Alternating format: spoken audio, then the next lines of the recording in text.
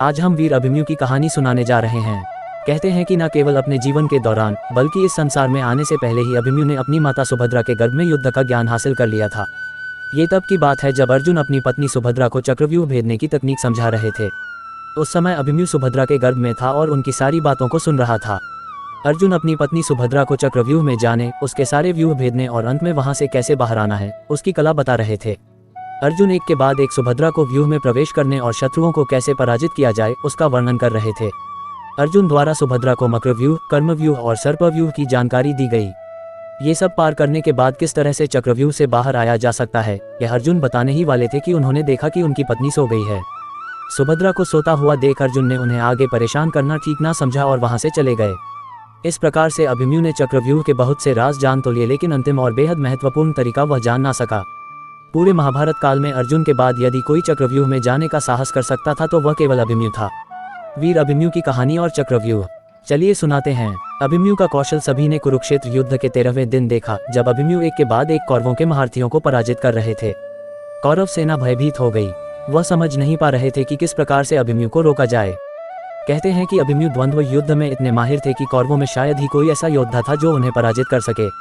इसीलिए उन्हें पराजित करने के लिए कौरवों ने छल का सहारा लिया। गुरु द्रोण द्वारा पांडवों को हराने के लिए चक्रव्यूह की रचना की गई। वे जानते थे कि चक्रव्यूह को भेदने की कला केवल अर्जुन को आती है, लेकिन अर्जुन पुत्र की क्षमता से अनजान थे गुरु द्रोण द्वारा चक्रव्यूह रचा गया, परंतु उस दिन शायद पांडवों की किस्मत उनके साथ नहीं थी। गुरु द्रोण ने पांडवों को सबके सामने चक्रव्यूह भेदने की चुनौती दी। उस समय किसी कारणवश अर्जुन लड़ते लड़ते रण क्षेत्र से काफी दूर चले गए थे। वे इस बात से अनजान थे कि गुरु द्रोण द्वारा चक्रव्यूह रचा जा रहा है। अर्जुन पुत्र अभिमन्यु चक्रव्यूह भेदने के लिए उसमें घुस गया। चक्रव्यूह में प्रवेश करने के बाद अभिमन्यु ने कुशलतापूर्वक चक्रव्यूह के 6 चरण भेद लिए। 6 चरण पार करने के बाद अभिमन्यु जैसे ही 7वें और आखिरी चरण पर पहुंचा तो उसे दुर्योधन, जयद्रथ आदि 7 महारथियों ने घेर लिया। अपने सामने इतने सारे महारथी देखकर भी अभिमन्यु ने साहस न छोड़ा।